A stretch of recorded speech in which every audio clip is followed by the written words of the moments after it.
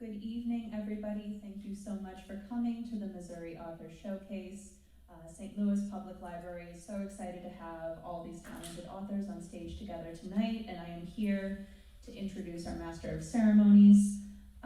Since 2016, J. Alexander Greenwood has hosted and produced the award-nominated Mysterious Goings-On podcast, featuring writers and creative people of all stripes. He also hosts the business podcast, PR After Hours. He is co-host of the monthly chat podcast, Chica and the Man, and the upcoming true crime show, Going to Killer City, a look at killers and cocktails in Kansas City. He is the author of the award-nominated 8-book John Pilot mystery series. Alex co-wrote and edited the historical fiction novel Big Cabin and Dispatches from the West with the late Robert E. Trevathan in 2018. Alex also wrote the nonfiction Amazon top sellers, The Podcast Option and Kickstarter Success Secrets. In 2021, Alex was commissioned by the award-winning film producer Michael Pellico to write the treatment and screenplay for a new feature film, Saharan Ice. Unfortunately, due to Mr. Pellico's untimely death, the project was shelved. In 2023, Alex was a quarterfinalist in the Screencraft Cinematic Short Story Competition. He loves writers, writing, and gabbing. So with nothing further from me, Mr. J. Alexander Greenwood. Thank you, Mara. Thank you so much. Good evening, everybody. It's so good to see the most wonderful people in the world, and here they are. No, it's not the writers, it's the readers. Thank you for being here, really. And it's a lot. I know on a Thursday night, you got a long weekend coming up, so it's gonna be fine, right? So I just wanted to say that we're gonna have a nice, fun evening, I think, here. Hopefully it'll be a vibrant exchange centered around the intricate art of spinning tales. And today, as we metaphorically gather around this campfire, sharing our stories about those who weave narratives, while lending an ear to our authors as they give us a taste of what has found its way onto book pages or your preferred digital e-reader. Now, before we dive in, I'd like to extend our heartfelt appreciation to Dunaway Books for their co-sponsorship of this event in partnership with our esteemed colleagues from the St. Louis Public Library. Thank you so very much. One of my personal heroes was the eminent astronomer and science communicator Carl Sagan. Billions and billions of fans worldwide. He was deeply admired for his unyielding curiosity and staunch belief in science's capacity to better our world. And in the first episode of his revolutionary TV series Cosmos, he expressed sorrow over the obliteration of the Library of Alexandria, which was it was, as he said, it was one of the most impressive archives of human intellect ever assembled. And he declared its devastation to be a calamity for all humanity, and urged us to take lessons from history and defend our present-day libraries with all our might. And I hope you will keep that in mind, Sagan's words. Libraries face existential threats from financial cutbacks and some pretty cynical political maneuvers these days. And if we truly aspire to foster a more enlightened and educated society, we are duty-bound to safeguard our libraries. And I would just wanted to make sure I said that because we are in this edifice that is an active, vibrant testament to the potency of knowledge, which is the cornerstone of our democracy. So I just wanted to say we owe a special debt of gratitude to Marlene and Joe and Ashlyn and all the team here at the St. Louis Public Library, not just for this evening and all the work that went into it, but throughout their entire careers of dedication to this wonderful concept of free public libraries. Would you join me in giving a round of applause to our library? All righty. I'd be negligent, by the way, if I didn't right off the bat acknowledge the mastermind behind this great event. And he's sitting right there. I don't know, I got an email. He was on my show a while back, and I got an email from him saying, I got this idea. We're going to do a writer's thing, and we're going to do it at the library. Well, he and I live in Kansas City. I'm like, yeah, sure, no problem. He goes, the St. Louis Library. I said, oh, okay, it's an I-70 one, okay. But you know what? It's already been a blast. It's having a great time. But Jeff, we'll meet Jeff again later on tonight, but I just wanted to acknowledge this was Jeff's brainchild, and thank you, Jeff, for being such a creative booster of other writers and writing. Thank you very much. Okay, so Here's the plan for tonight's event, okay? I'm going to introduce each author, who will then perform a short reading from one of their works. They have a little time limit, they know it, and this will be followed by a question and answer session, so get those questions ready. What will happen after we get through the readings, first I'll pose a few questions, and just to kind of break the ice, and then you can start asking your burning questions, and we'll have some fun with that. Just a heads up, we are recording this show. The video is being recorded by the library. That will be posted on their pages, and that's going to be so great because you can catch up to it. And as Joe said, you know, all of us writers can zoom to our favorite parts, which would probably be ourselves. We'll get past that guy Alex and his many podcasts. But also, speaking of podcasts, my show Mysterious Goings On, it will also be a special summer edition. The audio portion will be on there, and if you want to track that, just go to mgopod.com and subscribe and follow it. It's free and it's fun, and we interview authors every stinking week, and it's fun. It's a good time. All right, now, without further ado, let's start our journey with some reading, shall we? I am so looking forward to diving into these worlds. And we'll start with welcoming our first author, Sally Berneathy. Now, I asked Sally, come on up, Sally, I'll just tell you. We asked Sally for a few words about herself, and she sent me this. She says, well, write what you know, they said. I was on my third marriage. I wrote romances. Fast forward 10 years. Write what you know, they said. And she said, I've been divorced 3 times. Obviously, I know nothing about romance. However, I am obsessed with chocolate, and I have often fantasized about murdering my ex. So, the author of Death by Chocolate. Welcome, Sally. I actually have 2 series of cozy mysteries, and I murder my ex in both of them. This is a short excerpt from Death by Chocolate, which has murdered chocolate and a stray cat. The stray cat and I strolled around the neighborhood. I kept expecting him to recognize his home and run up to the front door, or that somebody would recognize him and run out to claim him. When he followed me back inside my house, I realized it was time to buy cat food and a litter box. He obviously did not remember where he lived, probably had feline amnesia. I fed him, put his litter box in the basement, then went upstairs to clean the mess I'd created while making lost cat signs. I left the rusty skillet, the antique ice tongs, and the ancient iron where they lay, in case I needed to iron an ancient blouse, cook a rusty steak, or drag around a 50-pound block of ice. The cat and I went outside to the porch. Evening was coming on. The shadows were growing long, and the old vacant house across the street suddenly looked creepy rather than shabbily elegant. The setting sun and the evening breeze did strange things with the light and shadows. Was that leaves moving, or had a curtain on the second floor moved? Was that glint of sunlight reflecting off the attic window, or off a metal telescope, or a gun barrel? What are you doing? I jumped and let out a small squeak at the unexpected sound of a voice. Fred, what are you doing sneaking up on me? He shrugged and stepped onto the porch.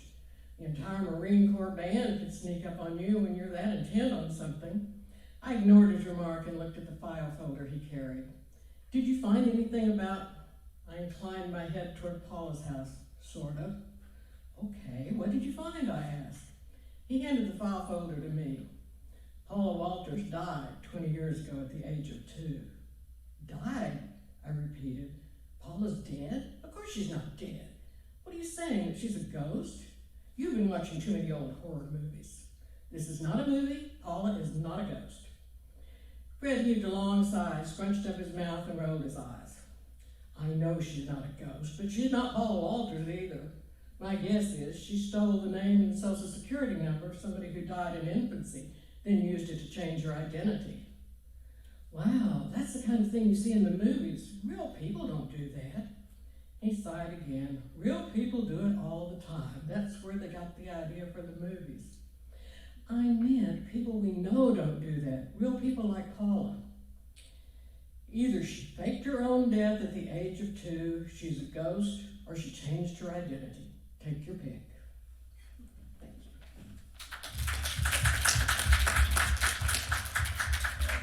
Good stuff, really good stuff.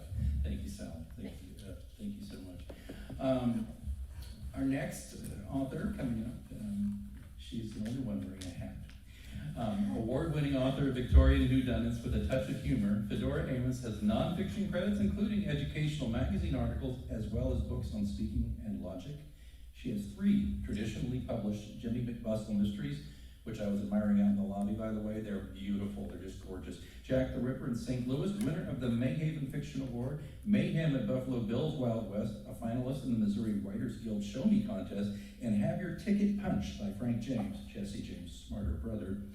She said to me when I was asking a little bit about her, she says, why do I write? I love words. Words are the greatest gift we humans give each other. And now we get the gift of Fedora Amis reading from one of her books. Let me add something about Alex. Listen to his podcast, and here's a man who can use the word verisimilitude in a sentence. Now, I applaud that. I really do. Thank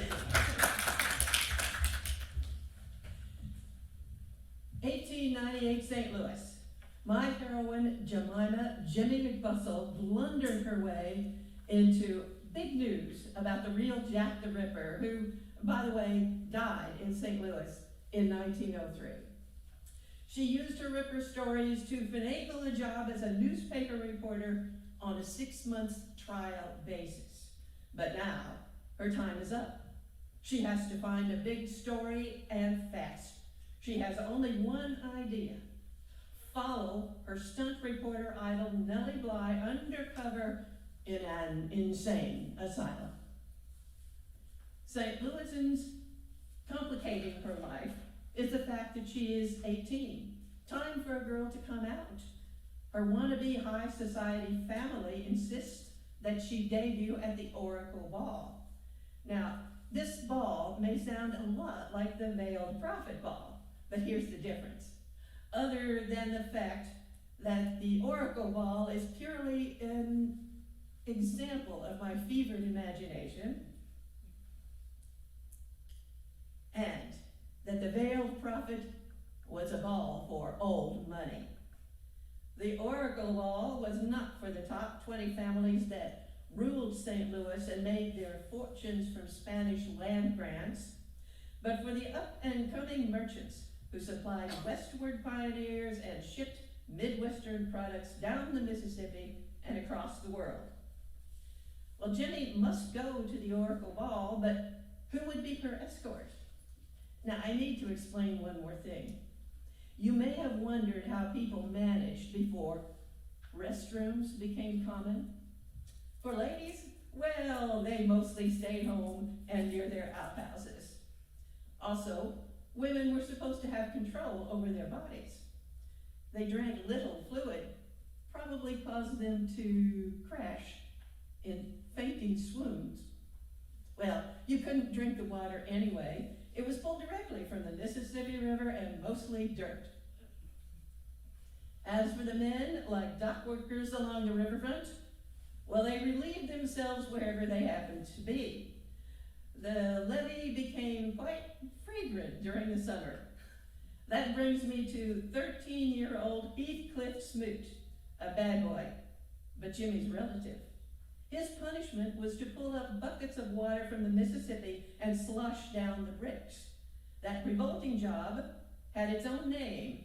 Heathcliff Snotterly Smoot was a piss alley boy. This is from chapter 31, At the Ball. Heathcliff stood 4 feet 3 inches tall. That placed his nose at the exact level of Jimmy's plunging neckline.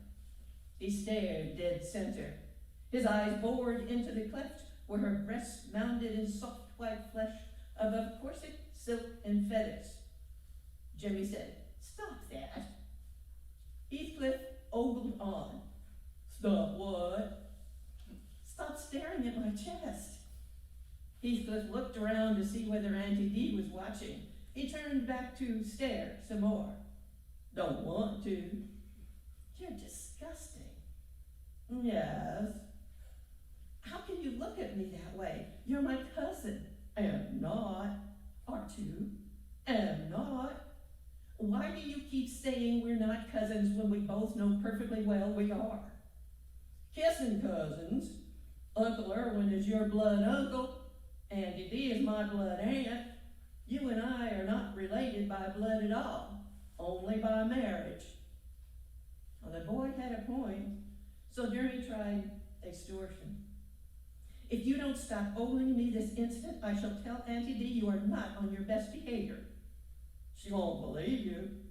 Well, so, will not. Are you so thick-headed as to imagine she will take your word over mine? No. Then behave yourself. Don't have to. She won't believe me or you either. One thing you can swear till you're a hog about Auntie D, she never believes anybody. Well, even in 1898, a girl from a good family like Jimmy had choices. She could marry a rich old man, nurse him until he died, then take charge of her own life as a middle-aged matron, if her family would let her. But that would be too late, much too late for a girl who craved independence like Jimmy McBustle. Some women of the brave new world were launching out, forging their own destinies. Not easy, of course. Women didn't have to be neurotic to believe everyone was against them. Everyone was. All men, all people of power, even her own family. But grit and gumption can win if one is willing to risk everything. See President McKinley or Die Trying in ebook and paperback, coming in audiobook, narrated by yours truly, 1 week from today on the 1st of June, available on Audible, Amazon, and iTunes.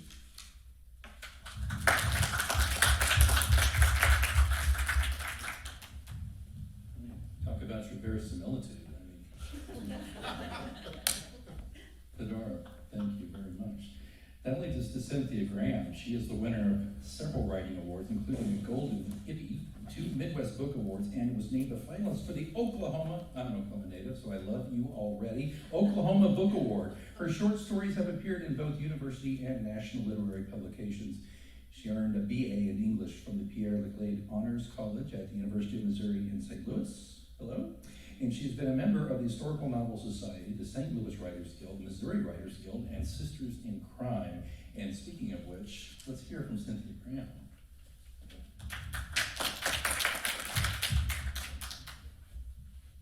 Okay, I'm going to read. I have a series of 4 mysteries, but it only makes sense to read the first one because you won't know what's happening otherwise. So this is the beginning of my character, Hick Blackburn. Hick Blackburn pulled his hat over his eyes and squinted against the silver sun flickering and blinking on the surface of the slough's black water. Mosquitoes and gnats buzzed around the brush that lined the shore as frogs began their night choruses.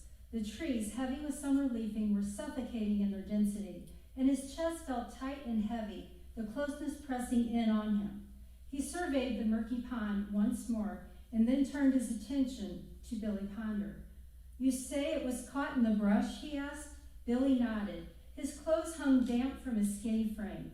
He scratched a mosquito bite with his foot and told Hick, "Jimmy and me was commencing to string the wire across the slough to keep the hogs from wandering off.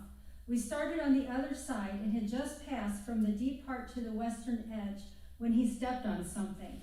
"And it was the infant?" Billy's face grew visibly pale. He licked his lips and his eyes darted to Jimmy Scott, inconsolable, in the back of a pickup truck. "Yeah," he answered, "it was the baby." "You say it was on this end of the slough?" "Yes, sir," the boy answered. He cracked his knuckles, and there was a tremor in his voice. "The water's so dark you can't see the bottom." He didn't know what it was till he brought it up. Here his voice faltered, and he shifted his glance again to his friend. The young boy in the truck bed sobbed, distracting Hick for a moment. "What time was it?" "Right around 5 o'clock. We've been working all day and was just about done." "And there were no clothes, nothing on the baby that could identify where it might have come from?" Billy shook his head. "No, sir. She was naked when he pulled her out of the water. Then he screamed and dropped it. At first I thought it was a snapping turtle, the way that got him, the way he was blubbering and carrying on. Then I seen her floating there, and we got out of the water fast and ran to Jimmy's house. His daddy pulled the baby out and then went and got Deputy Kenyon." Hick wrote this information on a pad of paper. Jesus, he thought, Roy Michaels was sheriff for 40 years and never dealt with anything like this. Dusk began to smudge away the daylight, and he pushed his hat back and ran his hand across his eyes. Reading his notes over again, he decided the boy could offer no more help. He closed the barely used leather book with a snap. "Who do you think she is?" Billy asked in a small voice. Hick scanned the water, trying to make sense of where the child might have come from, but something in the boy's voice made him pause. The magnitude of the day's events washed over him. What a gruesome discovery for two 14-year-olds. Awkwardly, he patted Billy's shoulder. "Unfortunately, we may never know. You guys gonna be okay?" Billy managed an unconvincing, "Yeah." Cherokee's Crossing's doctor, Jake Prescott, made his way over to the edge of the slough, trudging through the thick, muddy grass. A short, heavy man, the heat did not agree with him. He paused to wipe the sweat from his neck with a handkerchief and removed a fat, unlit cigarette from his mouth. "Damn mess is what it is," he grumbled as he and Hick walked toward the tent Adam and Wash, Hick's deputies, had set up near the slough. "Son of a bitch, Hick, how long have you been sheriff?" "A year this month." Dr. Prescott stopped and looked up at him. "Been that long already?" Days like this make it seem even longer. At just 22 years old, Andrew Jackson Hick Blackburn was the youngest sheriff ever elected in Cherokee Crossing, Arkansas. His name had been put on the ballot as a sort of joke, the other two deputies urging him on. But they had been deputies long enough that each had made enemies, and Hick was new, fresh with the novelty of just arriving home from World War II. It had been the closest election in years, and the outcome shocked the young man. Some days it still shocked him. Wash Metcalf and Adam Kenyon were waiting in the tent. Wash had been deputy since Hick was a boy, and both deputies had worked for Sheriff Michaels. They were seasoned veterans. Most things didn't bother them, but this wasn't like most things.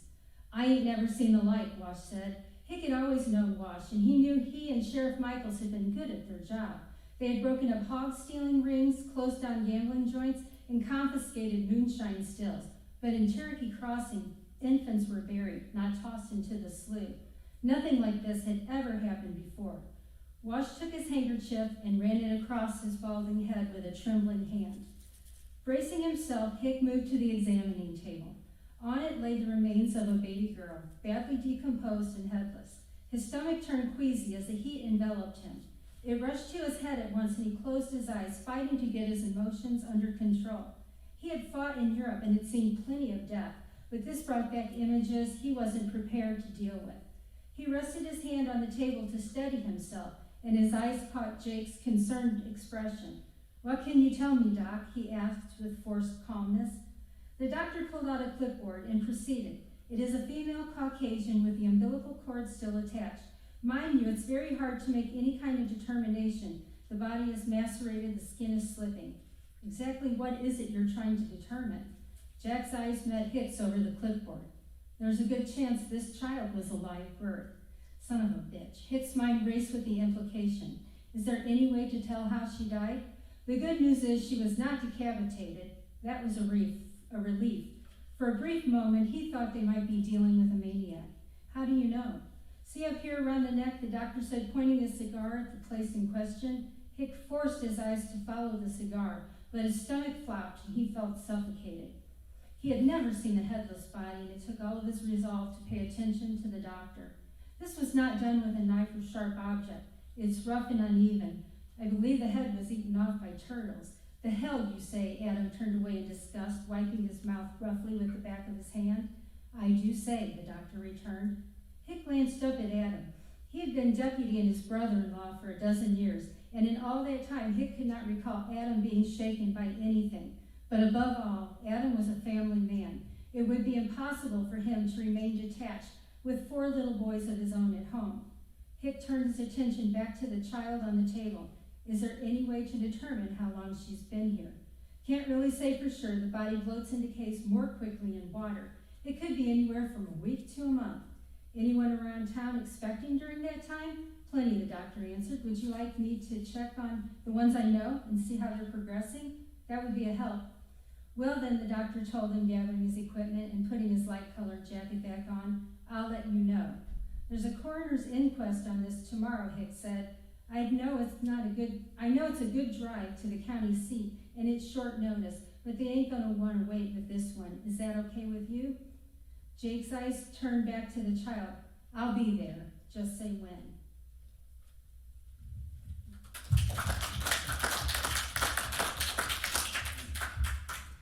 Wow, losing your head, I'm sorry. I'm sorry. That sounds fantastic. And moving right along, we're having fun with this. This is great. Piper Punch, she sees stories like Haley Joel Osment's character sees ghosts in The Sixth Sense everywhere. Her adult fiction novels push the limits, tackling topics such as domestic violence, sex trafficking, addiction, and dysfunctional family relationships, challenging readers to think differently and put themselves in the shoes of others unlike themselves. Her most recent novel is a psychological legal thriller, The Murder Lawyer, episodic fiction that's best described as a cross between the television series Law and Order SVU and legal thrillers from, is it Lisa Scatoli? Is that how you pronounce it? You know, I don't know how to. But they're darn good. Yeah. And John Grisham. Piper, come on up here. Let's hear from you.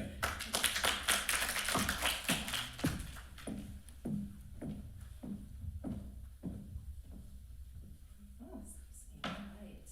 So I'm going to read tonight from The Murder Lawyer. It is a legal psychological thriller, drama. I don't know. I never know how to classify myself because I just like to write whatever I write. It's based here in St. Louis.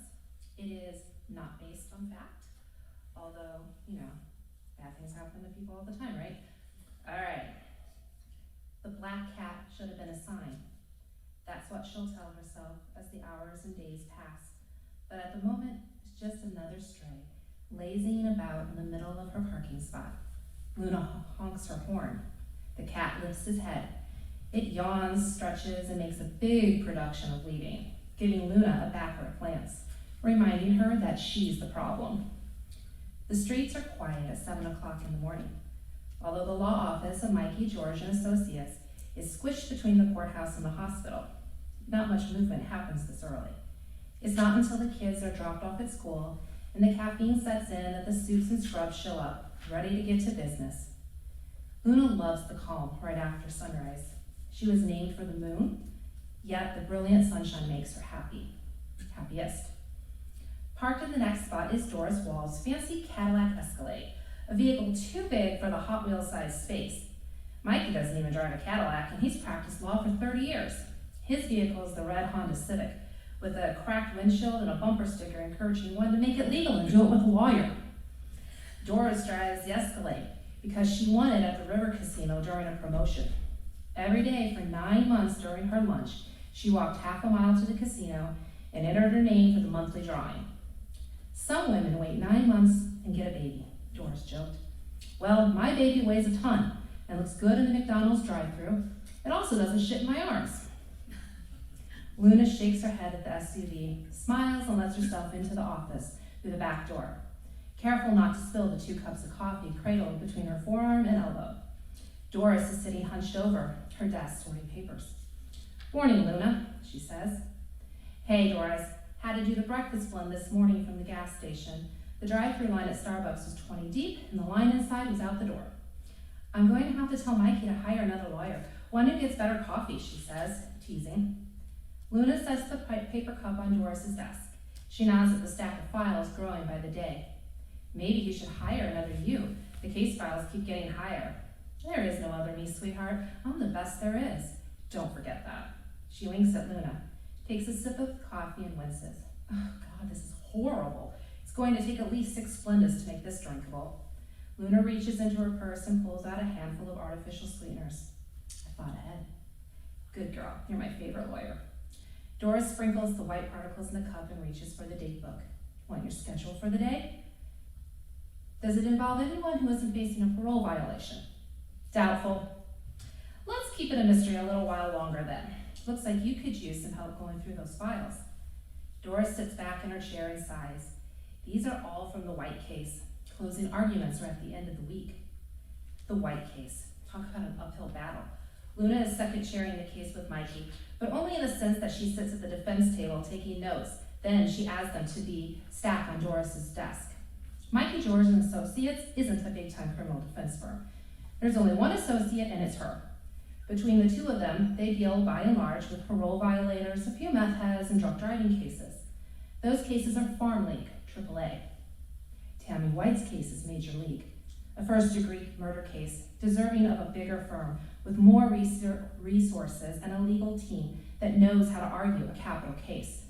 It deserves a Clayton firm like Bryson, Clyde, and Mueller, one that bills no less than $1,000 an hour and exhausts the court system with motion after motion, keeping the case from reaching the jurors for at least 3 years. Unfortunately, Tammy White's case and Tammy herself aren't Clayton worthy.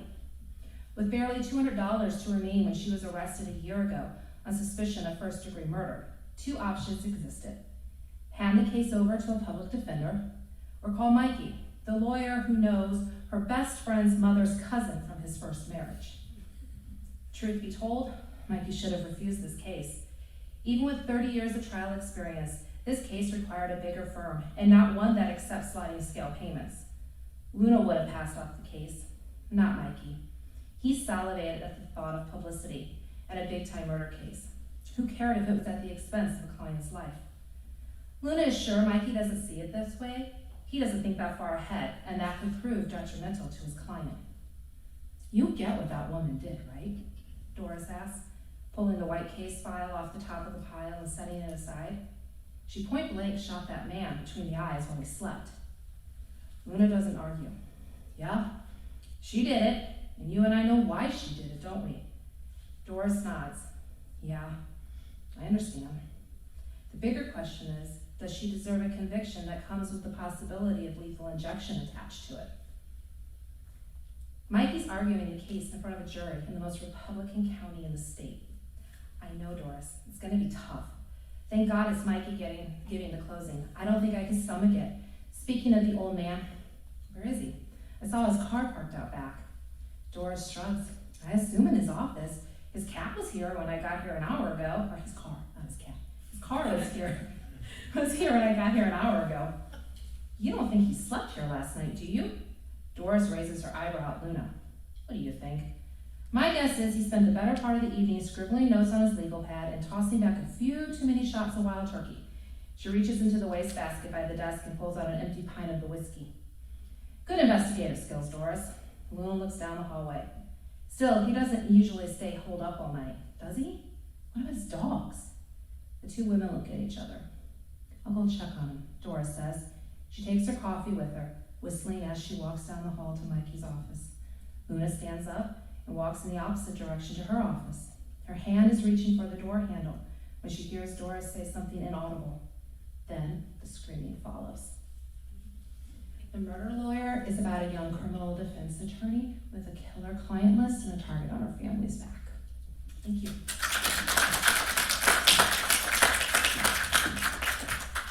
That's the kind of lawyer you want to retain, folks. So, pretty good. Wow. That inadequacy thing kicks in when you hear all these great writers and you're kind of just having the guy, be the guy with the corny jokes. So I'm doing my best here with this, guys. This is wonderful. And goodness, who's going to back clean up here but the founder of our feast tonight here, Jeff Berney, his idea to do this. He has lived in the Kansas City area since high school. He graduated the University of Missouri, you may have heard of that, with degrees in advertising and marketing, and for the last 25 plus years, he's worked his way up through local ad agencies.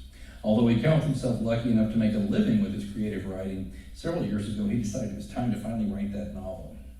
And so he did. And he's since written another one, and I've read them and they're fantastic.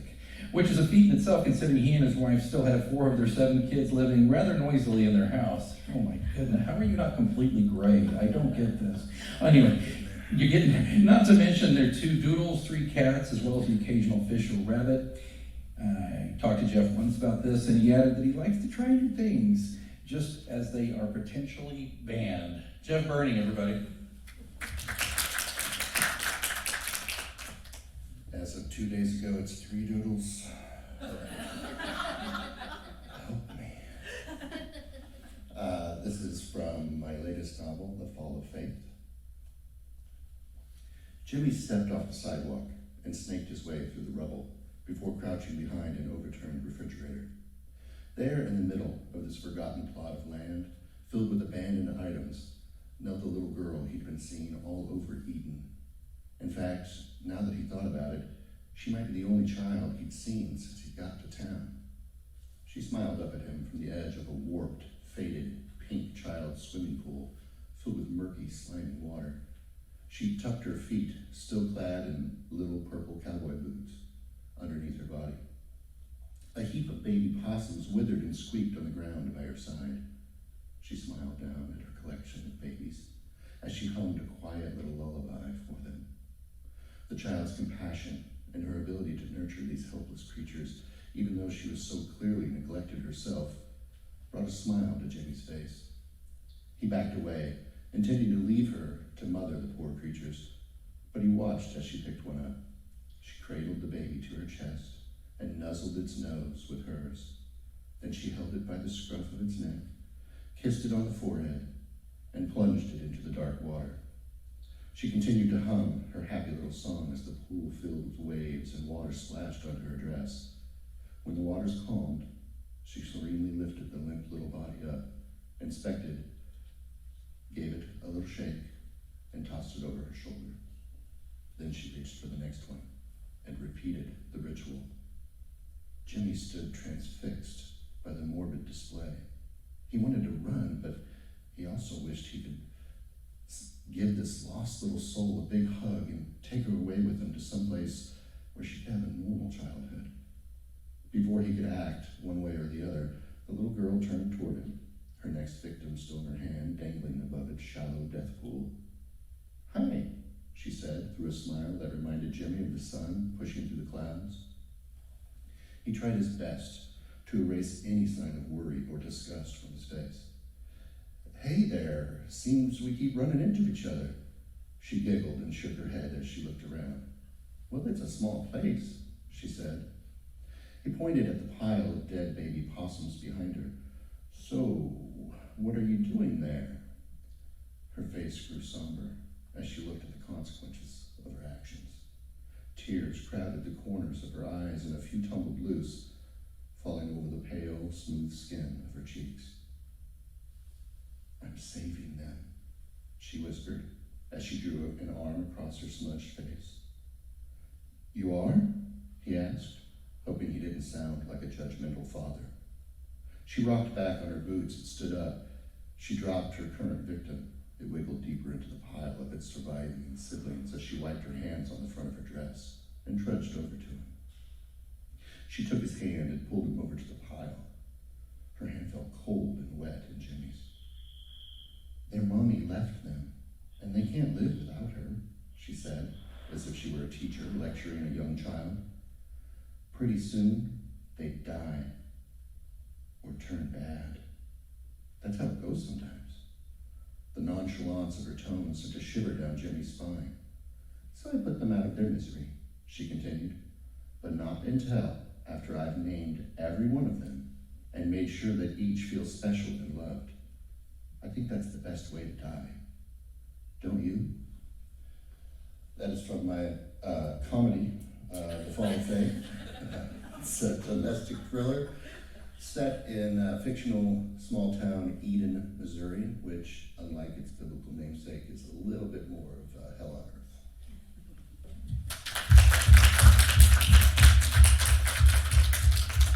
Thank you, Jeff. I'll warn you, as I said, I've read that one in particular, it will stay with you. And I think that's, to me, that's the thing. When you dream about it or wake up the next day and you're still thinking about it.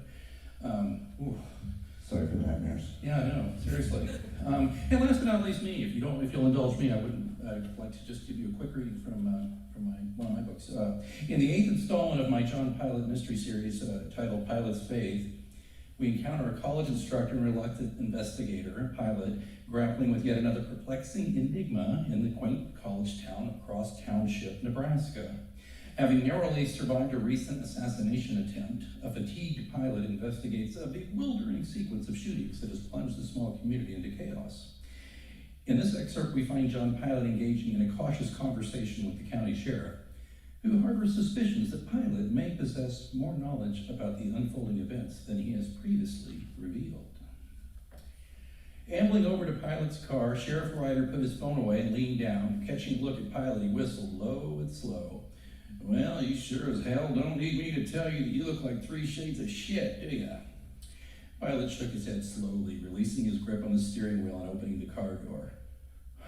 What the hell, man? You drank Cusack's joint dry last night? Who got shot? Folly, Reverend Folly, Ryder said. Some woman came in here during the services in full view of God and everybody and shot him. Pilot blanched. No, not dead. No, wounded. He's the only one. Only other casualties are the wits of the congregation and the guitar player's pants. I got off the phone with the hospital a few minutes ago, Ryder said, taking a field notes notebook from his hip pocket. They said they got the bullet out of his upper right shoulder and are closing him up. A couple other shots winged him. So what happened? Who's the shooter? Pilot asked. Well, that's why I called you, Ryder said, flipping open the notebook. Scanning his notes, he started to read aloud. Okay, witnesses. There were dozens of witnesses, I might add, and they said it was a tall, thin, blonde woman, approximately 25. It was during the invitation portion of the show. Invitation, Pilot asked, leaning against the car. To come on down and be the next contestant on the big show in the sky. Pilot's face contorted. I don't follow you. Probably because you have a hangover that would wreck a John Deere harvester, John. The end, when all they ask all the sinners who want to become one with the Holy Spirit to come to the altar, right before they ask for donations and such. Oh, okay, right, Pilot said, folding his arms across his chest. Of course, I get you. Yeah, I did a little time in the Southern Baptist Church as a kid. Okay, so she came down, right? Yeah, though nobody could recall seeing her during the service. She just suddenly appeared on the aisle and walked right up. He looked back at his notes. Said her name was Jezebel, then yanked a gun out of her purse and said something along the lines of, Pilate has washed his hands of you, you false prophet. Please tell me the sermon was about the Gospel of Matthew, Pilate groaned, rubbing his temples forcefully. Ryder shook his head. No, they were actually just doing Luke, prodigal son. Suspect went on to say that, quote, John Pilate prophesied the return of dead Jack, unquote. Pilate groaned. There's more. His eyes sparkling, Ryder said. She continued saying that. He gave me the list of Pharisees, starting with this con artist. Then she fired again at Reverend Fowley, laying there in a pool of his own blood, missed his vitals. I'm pretty sure that's when the guitar player crapped his pants. Wait, he crapped his pants? Never mind. No, nobody tried to stop her? Wait, more of that? Way more of them than her? Why not? John, you've been under fire. You know what that does to people, Ryder said, looking up from his notes. They were bewildered and terrified. A couple did start to rush her, and then she started waving the gun around. Okay, understood. Ryder thumbed through his notepad and recited more. So this super fan of yours shouted that Pilate made the list, I will make it right, and beat feet out of the sanctuary. You can understand I'm reasonably curious about this list of yours. Pilate tasted bile. No amount of toothpaste and mouthwash would do the trick anytime soon. He shrugged. I am innocent of this man's blood. See to it yourself. Ryder chuckled, tucking the notebook back in his hip pocket. I often forget you're a writer, and you evidently did do some time at church.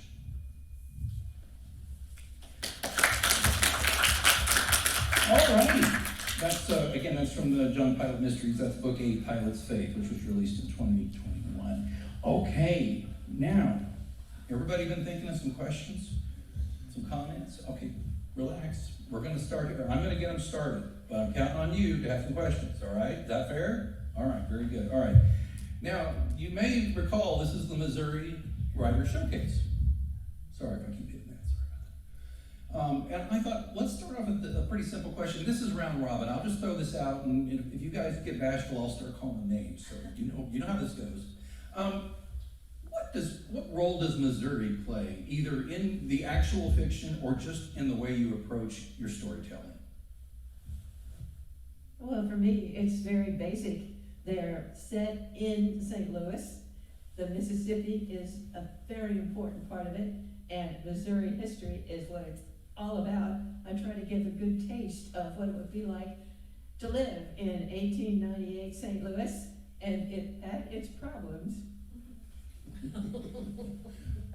Anybody? Go ahead. So glad it's better now. I think Missouri is, they say write what you know. I've lived here since high school, but also lived here a couple of times growing up. But also, just for me, the rapid, unpredictable changes in weather are also like the rapid, unpredictable changes in human behavior. And so I kind of wrap that into each of my characters as well.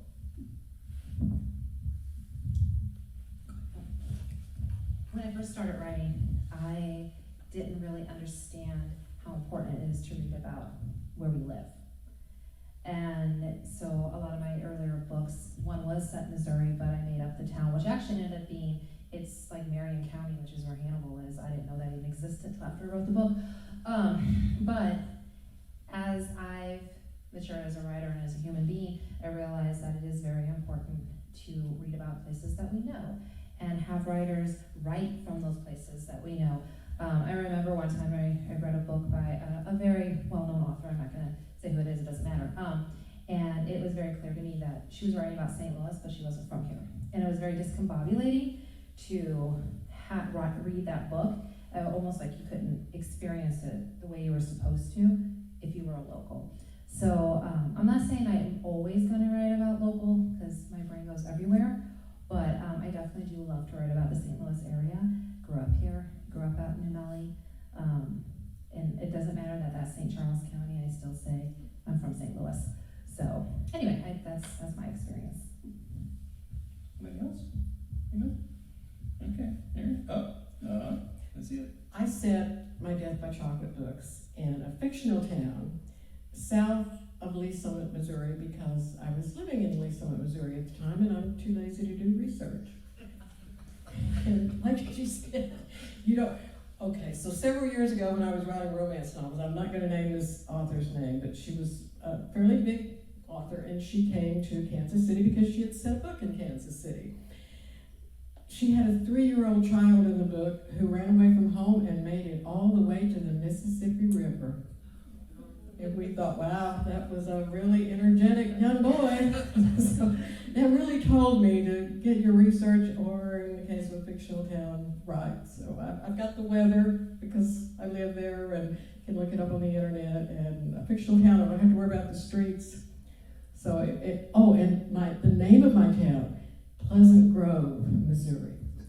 Well, so I drove down Lee Summit Road going to and from work every day, and I saw this sign for Pleasant Grove Church, and I thought, that's just such a pleasant name.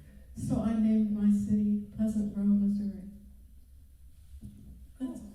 Well, my book is actually set in Arkansas, but my parents grew up in the Boot Heel, and a lot of the weather in the Boot Heel is the exact same, well, because it's further south than a lot of Arkansas, but a lot of what I wrote in there was my parents kind of inspired that, my dad in particular. They grew up in a very tiny town, and even though the book is set in Arkansas, it's probably inspired more by Missouri than Arkansas.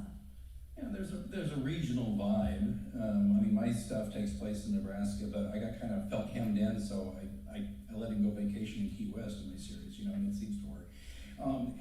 Let me ask you, just on that same vein though, I'm sure you all interact with your readers. I literally have one who got my phone number and texts me all the time asking questions, which he's reading. Sorry.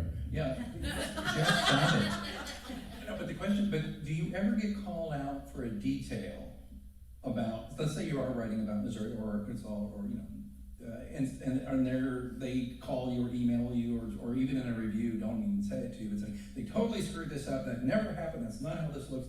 And if so, has anybody had that experience, and how do you handle it? Yeah? I haven't had that. No? Jeff, you've not had anybody who lived basically in an earthbound version of hell call you and say that's not how hell is? Are you serious? No. No, sorry. Okay, well maybe I'm the only one who screws up and it's right. What about the other side? When the reviewer screws up, I was called out for setting a sledding party on Art Hill, which was not in 1988 a place where you sled, but I actually set it on the Big Mound, which is in South St. Louis, and still there actually. And so I was called out for being wrong when he was wrong. And, I just am glad to get that off my chest. Well, yeah, those things can really be galling, the reviews. And that's actually a nice little segue to talking about reviews. Do you read your reviews, first of all? And if so, how do you feel about good, bad, or indifferent? I don't read them anymore. If I happen to come across one, or if somebody sends me one, then yeah, I'll read it. I guess very early on, I got a really bad review, and it broke my heart. It hurts. It hurts. I mean, because it was so early on, it was so raw, and I hadn't developed the thick skin that you have to develop. And this person was correct about one thing. They were incorrect about a lot of other things. And so, but yeah, I don't. It just interferes with the process. And honestly, you're not going to please everybody in writing and life. So everyone's got an opinion, and they're welcome to it. And I just prefer not to see it, good or bad, good, bad, or indifferent. Anybody else?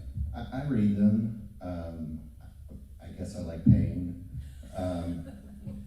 I'm relatively new. I've written 2 books. I'm a very slow writer, but I've had some did not finish. I've had some 1 stars.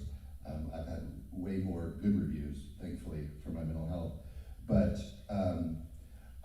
I see it as, I totally agree with you, but I see it as I'm a little bit younger in my writing career, and so I want to know if there's something that I could do differently. And 99% of the reviews are not something you could do differently. They're just, hey, I didn't like this book. But I did get a couple that said my first book started very slow, and at that time I did scream at the monitor, it's a slow burning mystery. But so then I started the action on my next book, right away. And part of that for me is I also want to play around with the mechanics of writing, and try different things, and so that's helped. But in general, yeah, I mean, the good ones make you feel good, and then the bad ones make you feel worse. So. Oh, I like to read my reviews, and I don't care whether they're good or bad, but if there's any little kernel of goodness in there, boy, you know that I'm going to write it down and tell it to somebody. It's really, really, and the thing is that, like, you can have 100 great reviews, right? But we will latch on to the one that isn't. Yeah. And that's just like in life. You could have all these great things that someone says about you, and one person cuts you off when you're driving somewhere, and all of a sudden you're the devil, right? And that will sit with you for a long time. So I've just learned, yeah, I don't need that. When I wrote romances for trad publishers, mostly Harlequin Silhouette, back in the 90s, you couldn't mention name brand products. Well, I am a Coca-holic. So I would sneak around that by saying that my characters drank the soda in the red can. So now I'm doing indie publishing, and I can put whatever I want in there. So my heroine drinks Coke. So I get a 1-star review. It says, I really like mystery. The humor is great. I enjoyed the characters. But I'm giving this author a 1 star because she sold out and is getting paid to put Coke in her books. Now, I don't respond to reviews, except this one. All I did was I just said, I wish. So, no, I pretty much ignore reviews now. I haven't read reviews in a long time, but when I first started, I would read them, and often there would be a critique in it that I would take to heart, and I would try to, see if I could change that, because sometimes they know what they're talking about, other times not, but, so I haven't read them in years, but I used to. I found them helpful. Yeah, I've there's something, Piper, to your point too, is that there's something called, I interviewed on my show a scientist about something called negativity bias, yes. Right? And humans are wired to, you could say 100 great things about me tonight, but you say one nasty thing to me, I'm gonna remember that forever. Forever.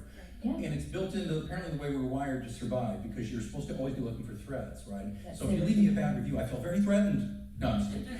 But I want to amplify that though, because it's a very real thing. That's why I'm starting to take a page. I've been doing this for 15 years now. I'm starting to take a page, pardon the pun, from your books, and maybe not, I don't just hover around looking at them, if there comes up, great, if I can use it maybe as a blurb, I'll use it, but I'm not married to going to look at all of them, if Kirkus is nice to me, then I don't need anybody else. That's what I always tell people, and Kirkus was very good in my last book. But I did have one review though, I gotta tell, I just tell this story, I love it. There was a 1-star review on Amazon, and it said, I did not finish this book because it had the F word in it. 1 star.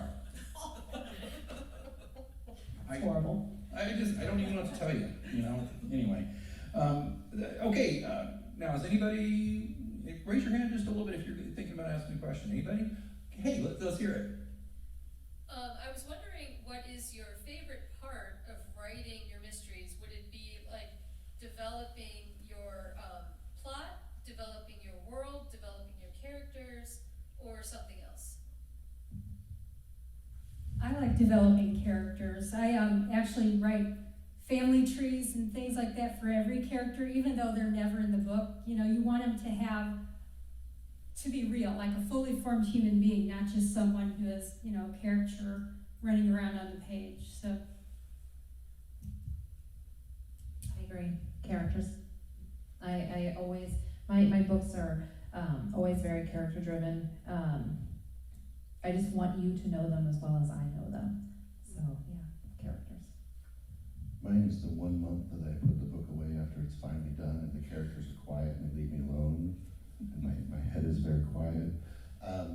No, I love the character building. I'm very kind of plot and character kind of simultaneously in what I like.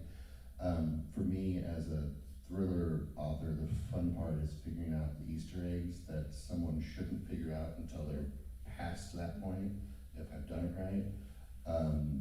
And mostly because my wife is my alpha reader, I am always trying to make her guess incorrectly. So if I've done that, then I've had fun and I've done my job.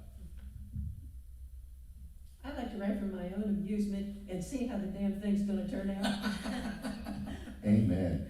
That's exactly how I feel. I enjoy as the characters develop. I enjoy seeing the plot evolve, and I entertain myself, all of it. Yeah. And I love testing the chocolate recipes that I've written. I'll just add, I'm right there with you. I enjoy having my quirky characters fall into mysterious situations. I did get some feedback saying your mysteries aren't always that easy or that tough to figure out. And I'm like, yeah, I know, but neither is like the Rockford Files or whatever. But you love Jimmy, don't you? An angel running around, you know. So that's what I'd say. But if you like John and his friends, then I've succeeded. And the line I've learned to say to people who said they like my book or don't like my book, whatever, I say, well, I just did my best to entertain you. I hope it did. And that's all I can hope to offer, because it's just an entertainment. You know, I'm not Dostoevsky, that's for sure. So you know. Okay, great. That was by the way, excellent question. By the way, thank you for that. Anybody else have another question? Anyone? Can we just bounce off of that and ask? Sure. Do y'all know who done it before you start, or does that reveal itself to you as you're writing? I didn't hear what you said. I'm so sorry. Do we know Do you all know who did it? before we start? I am a huge outliner. So I know the ending and the beginning and kind of the beats that I want to hit throughout. But that being said, after I've got the outline, when I start to write, this cool thing happens. Like after I've written for a while, the characters kind of take over, and I just kind of let that happen as long as I kind of hit my beat, or if there's a different beat that I'm like, oh, I didn't think about that. So this is cool because it'll still get me there. So that's kind of my process and the journey. Absolutely not.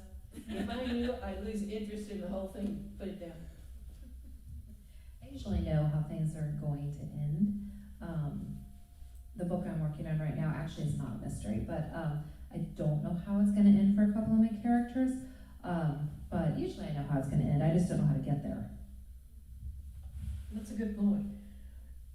I don't always know who the murderer is, but there's always some really obnoxious characters in my books. It could be any one of them, and maybe some others will get killed off. And what he said about, I have a lot of reviews saying, I love your books. I usually figure out the mystery, but you entertain me while getting there. And so that's okay. So I don't try to make it really mysterious, and obviously some of my readers probably figure it out earlier in the book than I did. You do that with television shows, right?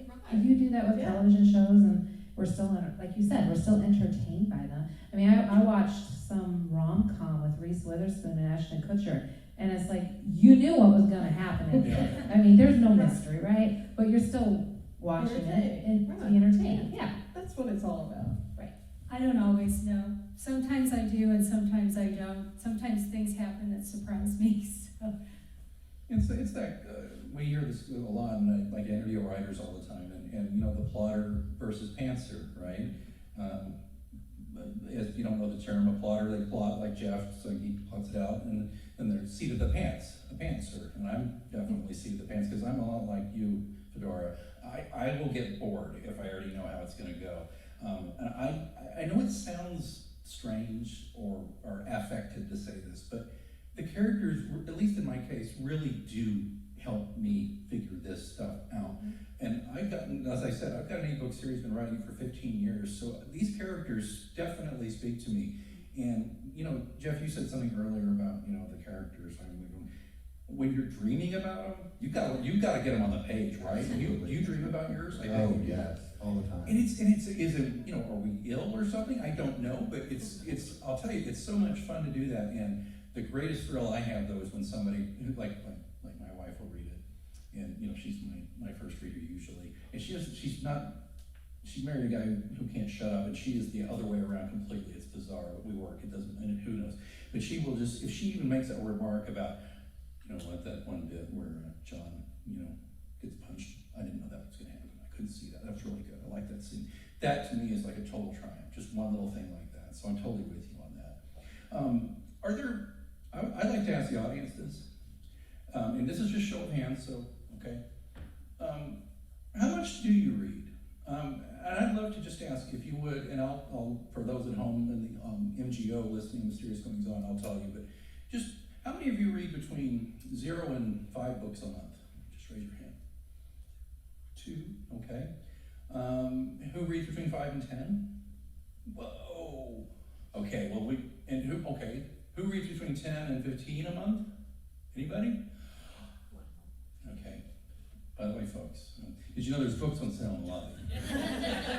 There's between 5 and 10. There you go. And of course, we're in a whole library too. No, I just like to do that because, you know what, I do hear quite a bit, and I have a 14-year-old daughter going on 20, and she does like to read. But I'm very concerned about the damage screens may be doing to attention span. And reading takes some concentration. And as a writer, I'm always thinking, am I just really not keeping their attention? Is this going to really stink because of that? So I'd like to ask you all, do you feel the same pressure I do about attention span when you're writing for your readers? I don't know if it's as much attention span, but I've always been told, like, you just jump right in. You don't want a lot of backstory or anything, so I don't know if that has to do with attention span necessarily, but people do want you to get right into it now, that hasn't always been that way, so. Right, yeah. Yeah, I mean, that's the frustrating part for me, because I want to develop that story as I go, but I don't know. I don't have a good answer. I'm just going to talk into the mic until someone else talks. It's the internet. I mean, the internet's destroyed everything. I mean, it did. And I mean, just when you think about when you're reading, think about the last news article you read. Were you looking for headlines? Were you looking for bullet points? Like, nobody reads something fully anymore. But I think book readers are different. I do, because when I go online, I'm just as bad as what I just said. I'm looking for the headline. I will say, I only read the headline, so I don't know. But this is what the headline said. Or I'll look for the bullet points. But that is not how I read, because I'm a reader and I enjoy stories. And so I don't know if it really affects people who really truly read. That's my opinion. Well, reading for pleasure, I think, is quite different than reading for information. Absolutely. That's true. Well, I like to write fast-paced because that's what I like to read. I have a degree in literature, so I've read what they call the classics. And really, Dickens wouldn't sell today. Hawthorne.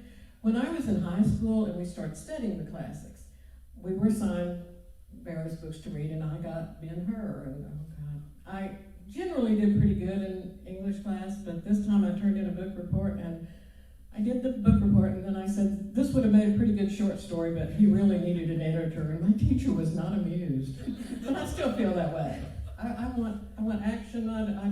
If there's a lot of description, I just kind of speed through that.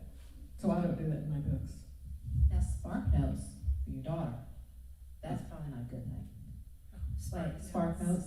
Yeah, you know, when you have to read in school and you have to read the book. It used to be Cliff Notes. For us. Okay, yeah, you have to say Cliff Notes? Okay. Cliff Notes. Cliff Notes if you're like 90s, teen or something. But Hey, if you're a 23 teen, it's Spark Notes. So, I mean, those are kind of bad because you can just, you think you're not actually reading the book. You just go in and get the well, summary. you know what's worse, Piper? What? You go to ChatGPT and say, write me a book report on Hawthorne. Oh, God. And Write me a book.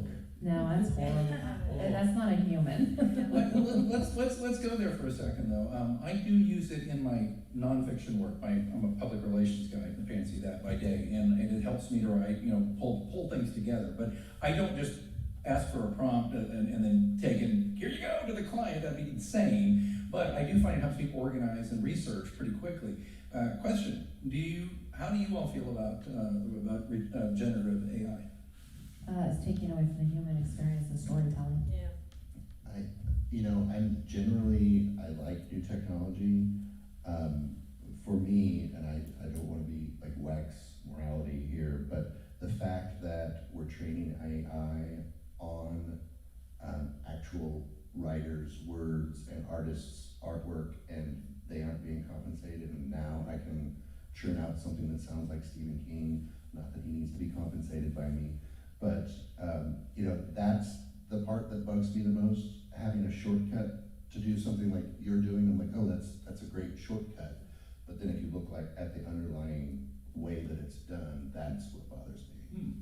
And I'm not sure, there's something about the humanity that we bring to a story that I'm still not sure, maybe someday, but I'm still not sure that AI is there. And I did ask it to write a song one time about a veteran who had a drinking problem. I forgot what the rest was. It was horrible. It was terrible. So it's not quite there. There's an episode of Alan Alda's podcast, Clear and Vivid, and he asked ChatGPT or something like it. It was a few months back to write an episode of MASH. They fed in some episode scripts of MASH, and so he and Mike Farrell, who played BJ, Hawkeye and BJ, they read it on the podcast. And it's a Clear and Vivid, Alan Alda, if you want to check that out. And they were like, it was okay. They said they posted, it's okay, but the jokes kind of are so corny and so hammy, and so it was interesting to see that. But to Jeff's point, the more you feed into it, the more it can be generative and just like you can say this right now. You can say, write me an essay in the voice of Professor Prof. G. Scott Galloway about the economy or whatever, and it'll do a fair approximation already. And it's scary, it really is. So I actually said, do it in the voice of J. Alexander Greenwood. And it was like, who's that? So there is hope, folks. There is hope. Go ahead, Bart. Well, there's also I don't know if you guys have seen this, but there is also the issue of copyright. Mm-hmm. So with copyright, according to the Scream Lawyer on Instagram, I don't know what his real name is. According to copyright, it's your personal stuff is copyrighted. But if you start bringing in that what is it, chat? How do you say it? What are we talking about? ChatGPT. Thank you. I can't get the letters together. It's with the cat in the car. That's what's known as a callback. I'm really bad at stuff like that. ChatGPT. I get this from my mom. But so if you start putting in AI generated stuff that is no longer your personal property, your personal intellectual property, so that can affect your copyright. So that is something to think about going forward too. And if it's just recycling what other people have done, I don't see there being any originality there. Right. So. Yeah, the way I view it for, like I said, for my nonfiction work, to me, it's just the next form. Like I got into an argument with a friend. I said, well, you use Grammarly. And he went, well, that's different. I said, no, actually, Grammarly is the first generation AI took for writing. And he went, oh, I hadn't thought of it that way. And I think if you were responsible about it, not as a fiction writer, again, I'm separating these two out, please. I would, yuck, I just can't imagine, but I did for fun, and sorry to name drop, but I just did my most recent episode of my podcast, and it's like a 12-minute episode, and I asked it to tell me about my mystery series. and it wrote me like a few paragraphs, and I read parts of it in the thing, but ChatGPT invented characters that don't even exist. I mean, who is Charlie? There's no Charlie in my series. How did John Pilot has a best friend named Charlie, and they changed the last name of his wife? I was like, does she know that?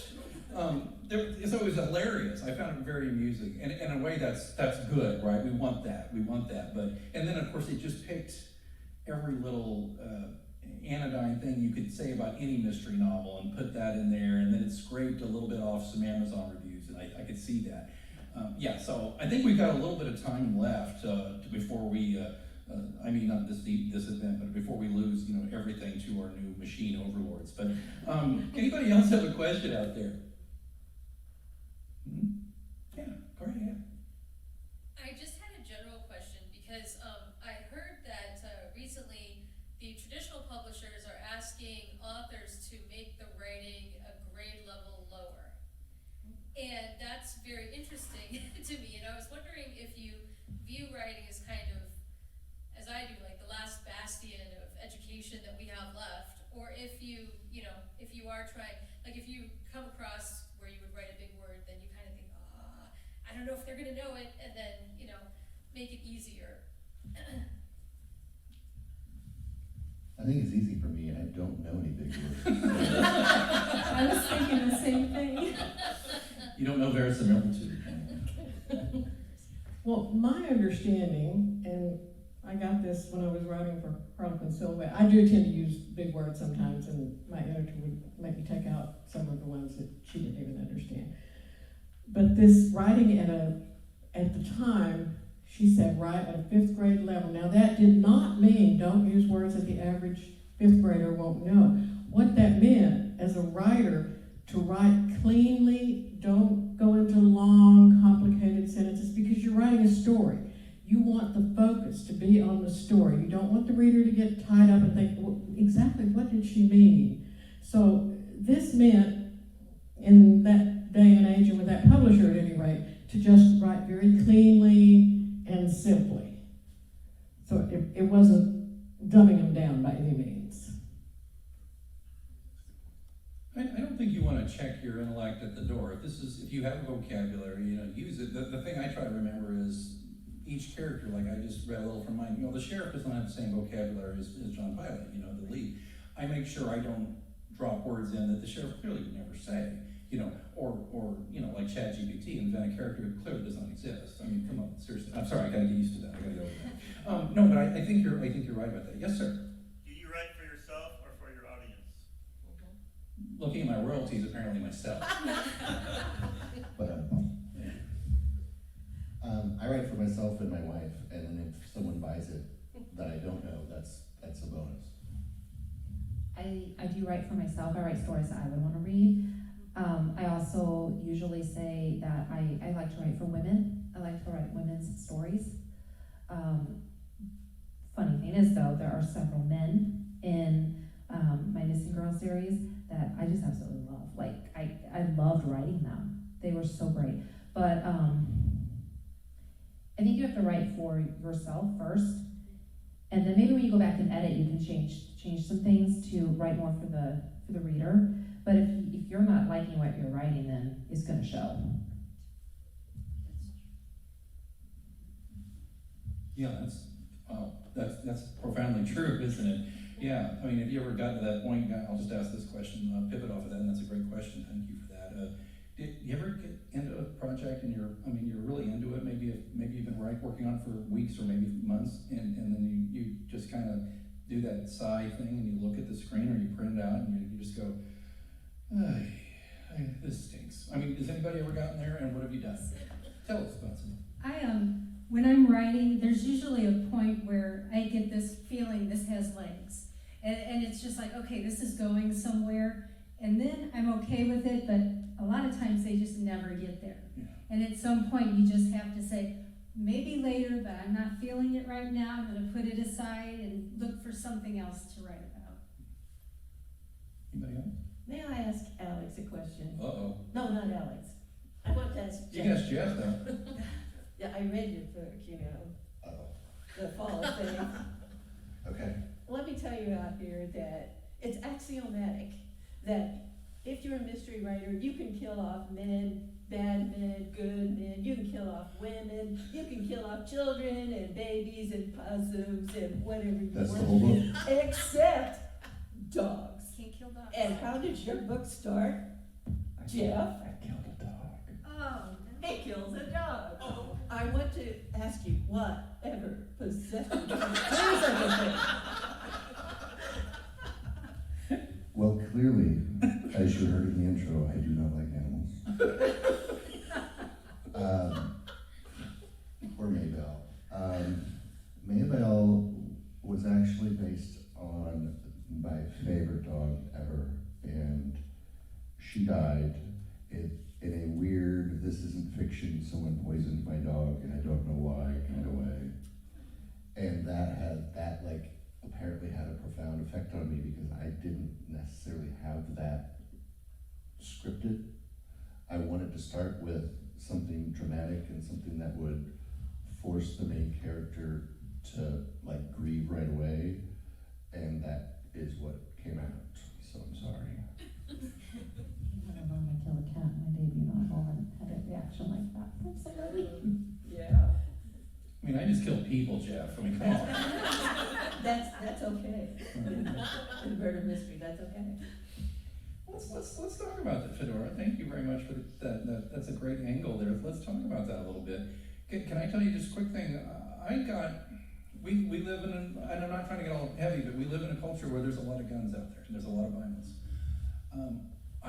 I got to my fourth book, Pilot's Blood. I did it as an homage. My grandpa wrote westerns. And thank you for buying a copy of my grandpa's book. Thank you.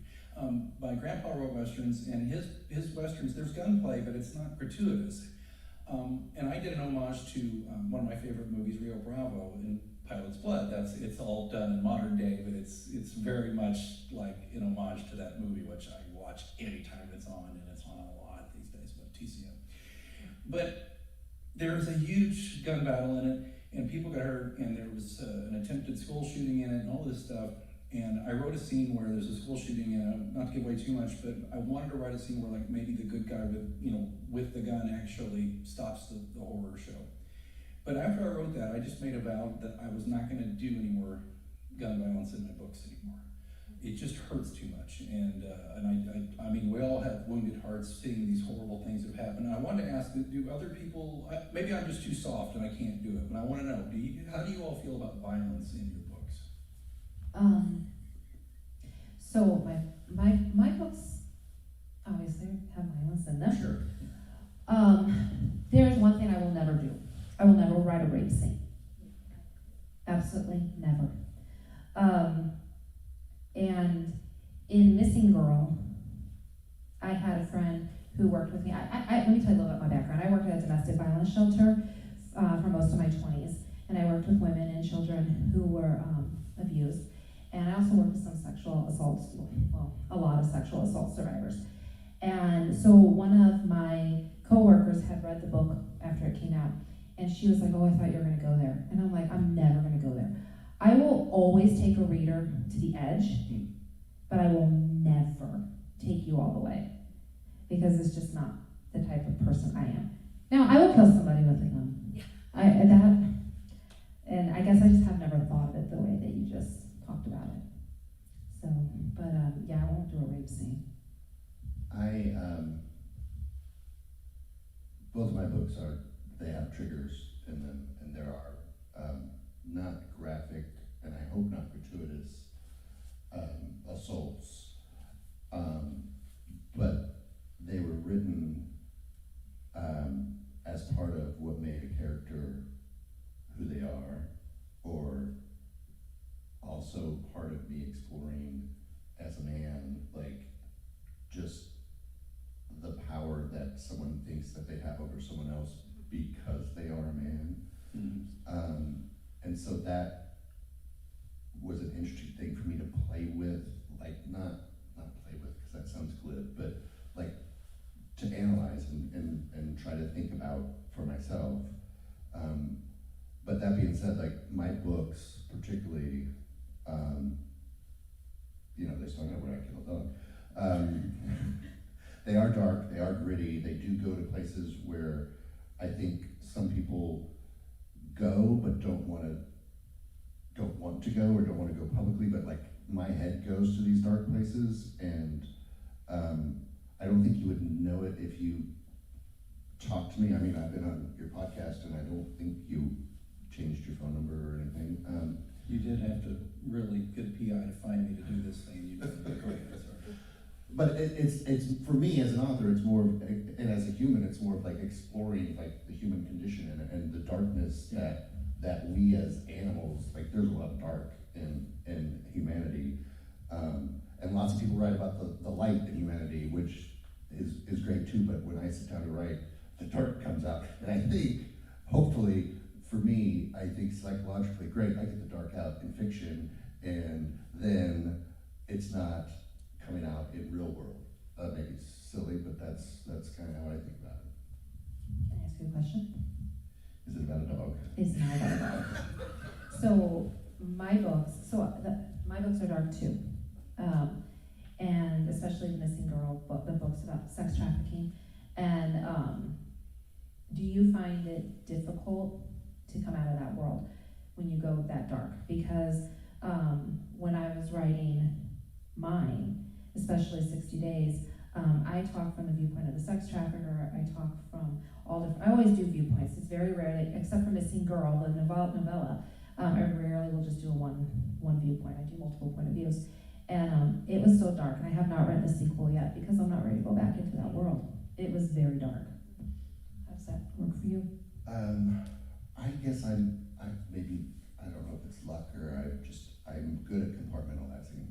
I think when I leave the laptop, it pretty much stays there. Now, to the point of when I'm in the middle of a story, it does continue to go around in my head until I write it down.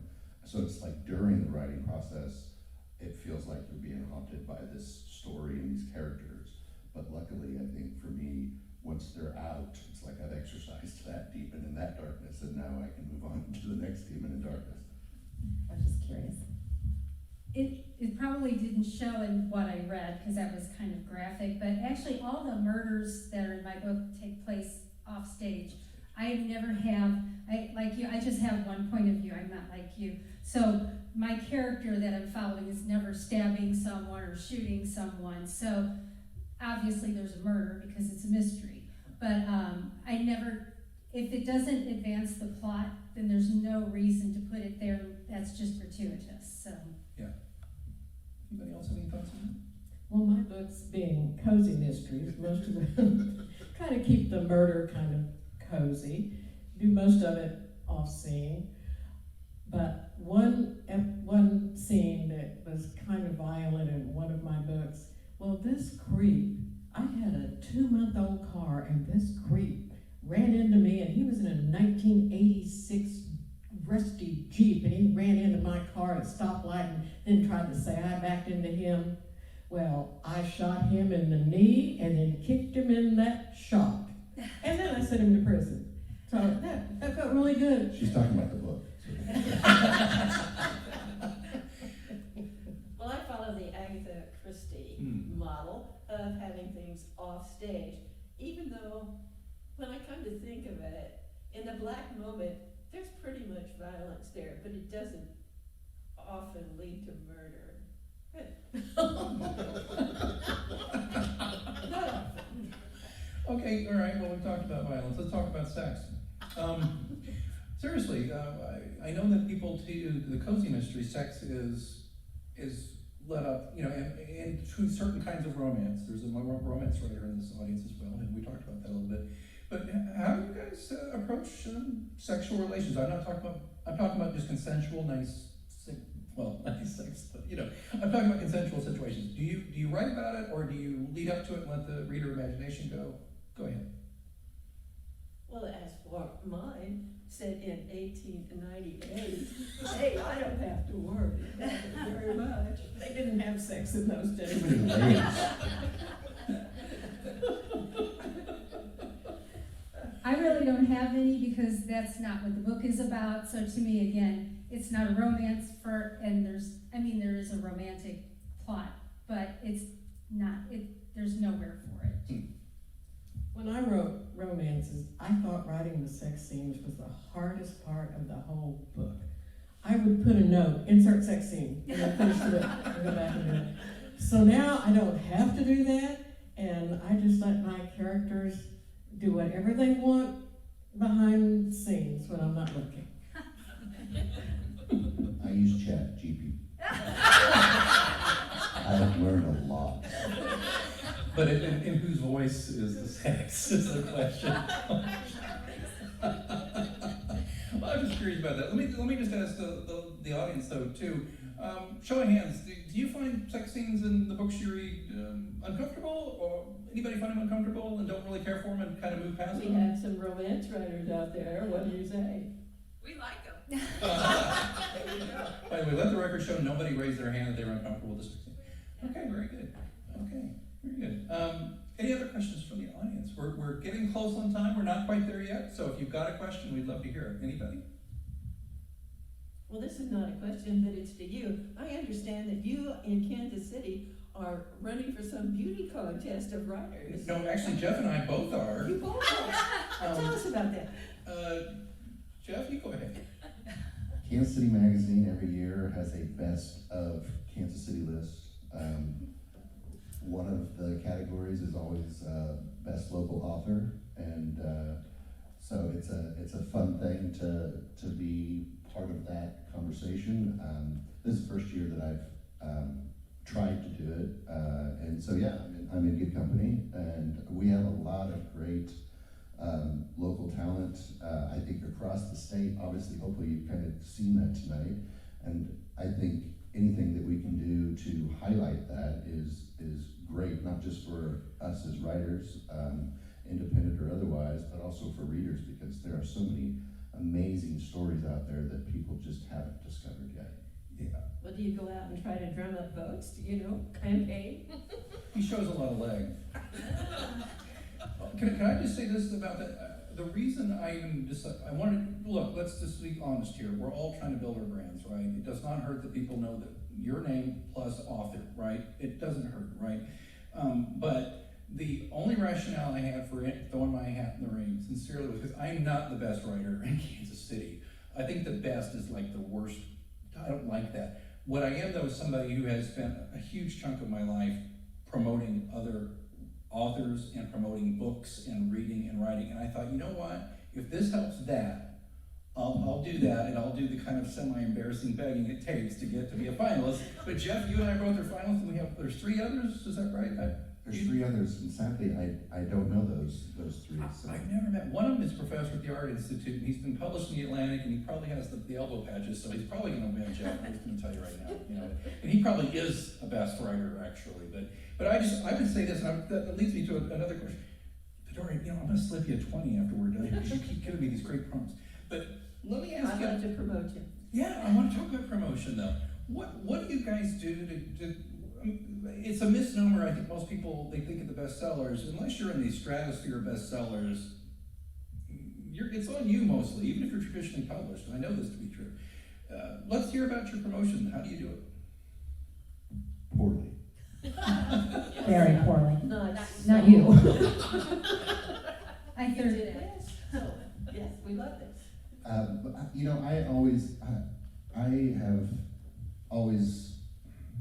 I guess, the first step for me as an author was I always wanted to write a book. Check, I did that. The next one is I always wanted people to read my book, whose names I don't recognize. And so that one is really hard, but for me, I'm trying to be realistic about it. I view my writing as kind of my retirement, which hopefully is years away, but like, if I have a back catalog by the time I'm retired, that's a cool thing, and then I can write full-time. If I can write full-time before that, I'm not gonna turn that away, but that's kind of my mentality. Has not necessarily been, I gotta make big numbers and I'm gonna be a full-time author and I'm gonna make millions. Okay, that was for the first day I put out my first book, that was what I wanted. But since then, I'm enjoying this. It's a great side hustle. It's a great hobby. It's a great release for me. And if I make money, that's awesome. So I do try to promote. I do use Instagram. I do use TikTok. I came to TikTok right before they started talking about banning it, because that's how good I am at being right at the tip of the spear. But other than that, you know, I talked to someone before this about Amazon ads. I don't do a whole lot of those. I figure I need to write, and I need to build a back catalog, and then I can start promoting. Yeah, with every book you write, your name gets out there again, and then people tend to remember it more, and the first book will get, you know, more traction when you do a second, so. I just want to write books and have readers find them by magic. I haven't figured out that magic part yet, but I'm working on it. Anybody do anything crazy that you've done for promo, or that you're like, I'll never do that again? You know, anybody? Okay, I can't remember the name of this app, but there's an app where you can, for $40, which I thought, okay, you can have a 15-second digital billboard in Times Square. So I did that, not thinking, oh, I'm going to sell books for that, but just because, okay, that's cool, and I get the video, and then I promoted it on Instagram as ooh, I was in Times Square. I think that's great. Wow. Sell books. Not at all. Is that about 5 seconds? But you had fun. I did. You know, it's probably a strange question, and again, be thinking about your last couple of questions, but it's probably a strange question, but, and I know this sounds funny because I talk to authors every week on my show, and I've found though that, and here we are doing it, but I found that I don't always really terribly enjoy talking about my work. I've been on TV, I've done radio, I've done podcasts. Now I just hide behind my podcast, because I, believe it or don't, folks, I really don't like talking about my work that much. I'm wondering, anybody else afflicted with this? Fedora's looking at me like, hell no, I love talking about my work. Come on, what do you guys think? I don't like to talk about my work either. I like to talk about writing and the process because I enjoy that, but I'm the worst self-promoter on the planet, so. I actually like to talk more about the history than I do my own work, because I'm really into the history. Okay, well, that sound like it. I like to talk about it. Huh? I mean, I enjoy writing. I enjoy telling my stories. I just don't feel like I do a great job. I don't like all the self-promotion on like Instagram and Facebook, and because it's a pay-to-play kind of game, it's not genuine at all. I hate that you have all these followers, and there was air quotes for those that are on the podcast that can't see what I just did, but that you have all these followers, but you really don't, and because they're not even seeing it half the time. One of the things that I did for promotion that I really did enjoy, and I stuck with it for a whole year, was doing a weekly newsletter, and I really enjoyed that because I got a lot of response back from people. They liked being that interaction, and I was able to tell them stories about my life that go above and beyond the stories that I write. And then I kind of stopped in January because I was getting burned out with it, and I have not really gone back to it. But I mean, I do like to talk about myself. Well, I don't just write it for me. I do write it for other people. I think the worst question, and people, non-writers, ask me this all the time: how's the new book coming? Yeah. It's horrible, it's terrible, it's the worst thing I've ever written, I don't want to talk about it, you're going to make me cry. And I know they're doing it to show interest, but yeah, it's a work in progress. I don't want to talk about it, certainly not till it's done. I'm more of an introvert than anything else. I'd rather, so these events are like, I'll go crash after this. But I'd rather talk about my books sitting at a table with people than talk about me, so that I kind of hide behind talking about my books. Yeah, it was tough interviewing you, by the way, because you wouldn't talk about your book. I think I was drunk that morning. You were. Okay, anybody in the audience? Yes, sir, When you please. talk about your books, do you talk more about the process of writing the book, or more about the story of the book? The story. about the story for me? It depends on who I'm talking to, because I could talk a long time about both. If there are people who seem genuinely interested, and most of the time it's other writers or someone who's like, oh, I've always wanted to write, then I could talk about the process or give tips that have worked for me or things that haven't worked. I love that. But I can also talk a long time about my books, and it just depends on who I'm talking to. And it does depend on the event. If it's like a writer's workshop, obviously I'm not going to get up and just talk about my book. I'm going to talk about the process of writing, because that's what people are there for. So it would just pretty much depend on who I'm talking to and what the context is. So to change your writing, quote, style, how would you address the process? What things would you look at to change your approach? Because I'm thinking the process kind of determines the outcome, doesn't it? Oh, that's a good question. For me, the process is an outlet of how my mind works. I respect the hell out of pantsers. Like, I would love to be able to sit down. No, it's scary. Sit down and like start. And I've tried it before, and I start, and there's like 4 sentences, and I'm like, this is the worst thing I've ever written, and I don't know what the 5th sentence should be. So the process for me is less about how I want to write and more about how I can get the stuff that's out of my head onto paper in a way that makes sense and hopefully is coherent. And I write historical fiction, so I kind of like to get an idea out of the ether or whatever, and then start researching what was life like back then, what was going on. And so my process is kind of figuring out where I want to be, and then I try to find a character that would fit into that, and then I go with the character.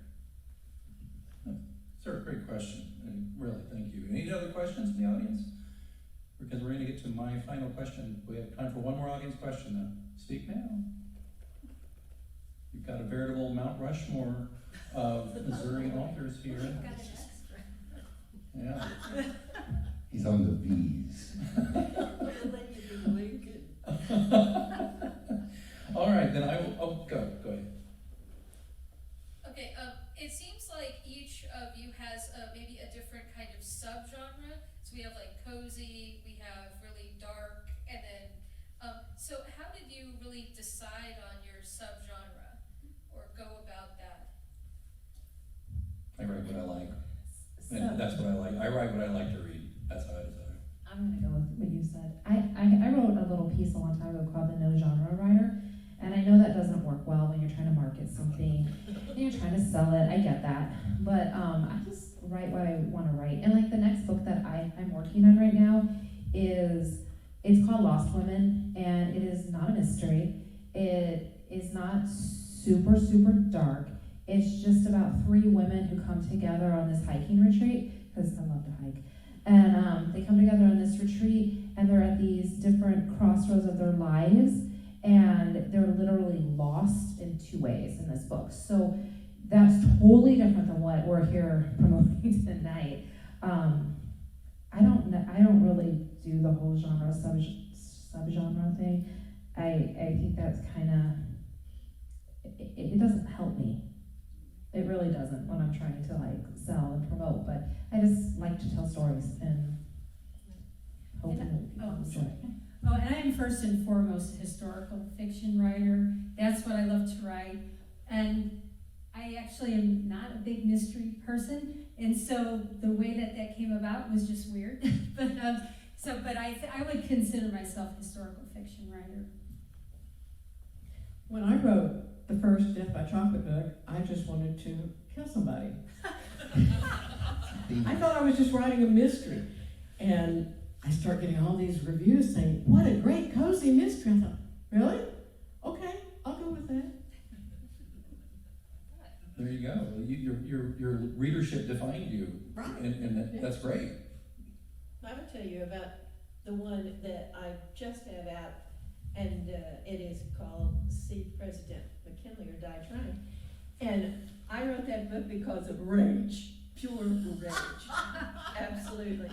Because I discovered that in the late 1800s, many women were put into insane asylums, not because they were insane, but because they were inconvenient.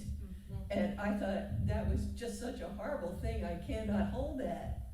I gotta write it. And I loved the way you wrote that.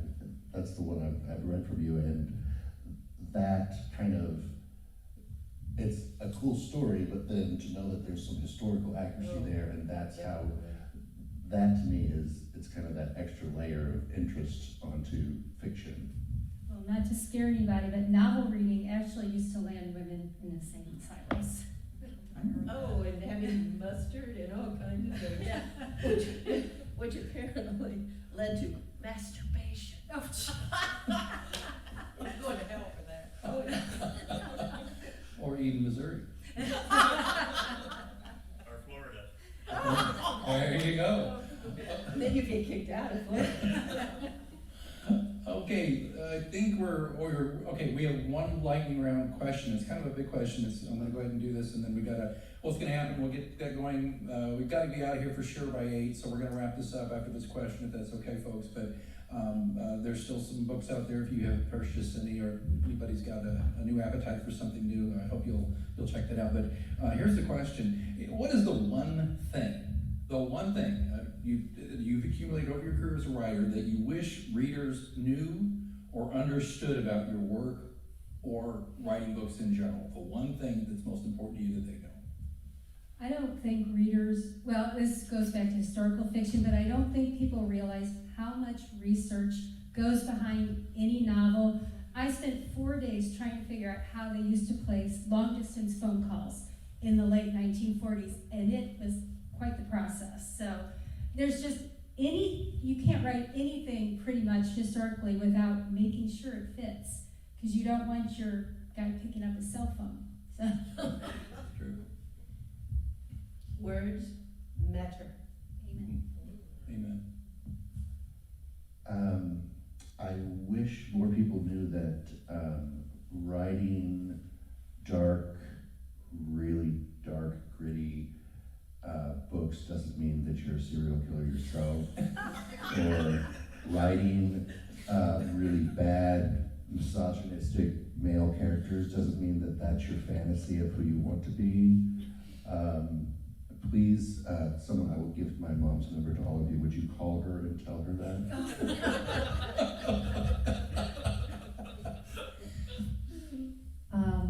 My works are fiction. They are not autobiographical. They are not about me, and they are not about you, not necessarily you. I'm pointing to the audience, but like my mom or dad or somebody whose name I used one time, their last name, and the guy was just not a good guy, and his wife found my mom in Target and said she was really upset that he was that guy in that book, and it had nothing to do with him. So I will never use a name that I know again, like that. A last name, it was a last name. Ever. Just writing, we can't write books as fast as readers can read them. And it's hard work. It's fun, it's magic, it's wonderful, but it's hard work. I'll just add that I said earlier, I just hope readers understand that most of us are not attempting to win big prizes or sell. We'd like to, of course. We'd love to make millions of dollars. But speaking for myself, I just hope I can entertain you. And I hope I can brighten your day or give you something to look forward to when work's over or on your lunch break. And because that's what a good book is for me. I mean, I've read all the long hair stuff too, just like Sally, but I like the stuff though that I can identify with and have fun with and has a sense of humor, and I hope I can do that for you too. I could keep going, and I always say this on my show because usually I have juicy, great guests like we have here. And as we wrap up, I'd like to thank all of you for your wonderful participation. Your comments and questions were so good; they're way better than anything I came up with. So thank you for that. And I want to thank again our friends from Dunaway Books for joining forces with the wonderful folks of the St. Louis Public Library for doing this. Look at this magnificent location. Look how comfortable. Folks, they've had cold water in the green room for us. I mean, seriously, trust me, guys, am I right? I mean, that's pretty great. But it's the promotion they did, the hard work that Marley and Joe All of you folks have put into this. Thank you, thank you, thank you. We just can't thank you enough, and we can't thank you, patrons of the library, for being here enough either. Okay, again, as I mentioned, this will be on the library website, correct, Marlene? And eventually this summer it will be on Mysterious Goings On. Get it wherever you get your podcasts. And you can listen to the audio of it and relive these halcyon days of asking questions of local Missouri showcasing authors. And that last thing I'll say is, how about a round of applause for our guest here tonight, Cynthia Graham, Fedora Amis, Jeff Berney,